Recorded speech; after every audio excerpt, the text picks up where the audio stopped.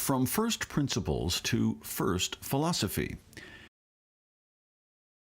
The beginning is often the best place to start. So before diving into the precepts and moral code of natural law, let's establish a philosophical foundation.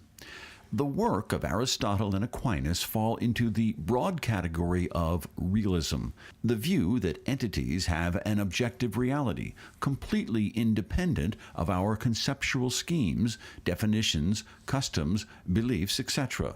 Thus, entities, including abstract concepts such as marriage and universals such as dog or dogness, have an existence independent of individuals' perception and independent of what we call them.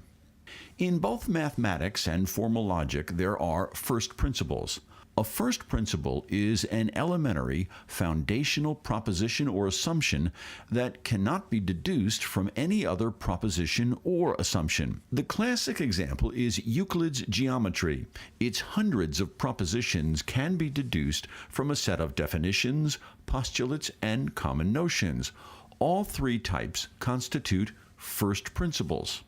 Another example, the word matrimony, is a Latin compound word from mater, mother, and munus, office. Therefore, matrimony literally is the office of motherhood, the safe societal and institutional place for a woman to become a mother. Here, the very definition and meaning of the word serves as a first principle or foundational proposition. To argue anything beyond this primary assumption is de facto, logically, false. By way of first principles, we come to understand the building blocks of nature and reality. Next, there is what is known as first philosophy, the study of being, as being dealing with fundamental type of being or substance upon which all others depend and with related causes. This branch of philosophy is also known as metaphysics or ontology. Metaphysics seek to answer questions such as, what is a thing? What is a being? How do things and beings change?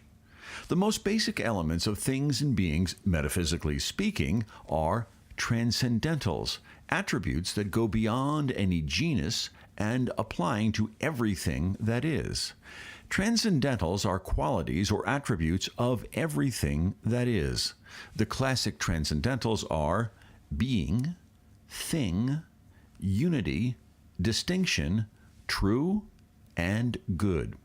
So we can all say that all beings are things with unity, distinguished from what is not themselves.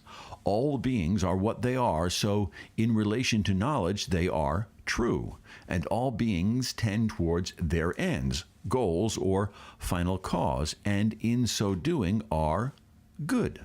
Through the use of analogy and extrapolation, we use the transcendentals to begin to understand, within limits, the nature of God. By way of the analogy of proportionality, we see that the properties of X are to X's being as the properties of Y are to Y's being. The expectation being that in the measure that God's being exceeds ours, so with the properties of his being. From this we find that God is perfect and unchanging, utterly simple and unitary, hence indestructible, absolute truth and goodness, not related to the world, yet everything in the world related to him. Everything that exists reflects the Creator in limited and imperfect ways. Everything that exists comes from the goodness which is God. And since the divine mind contains all the archetypes of all existence, simply knowing himself, God is able to know at once all that is, was, or will be. In God's self-awareness, all time is concentrated into an eternal moment, a totum simul.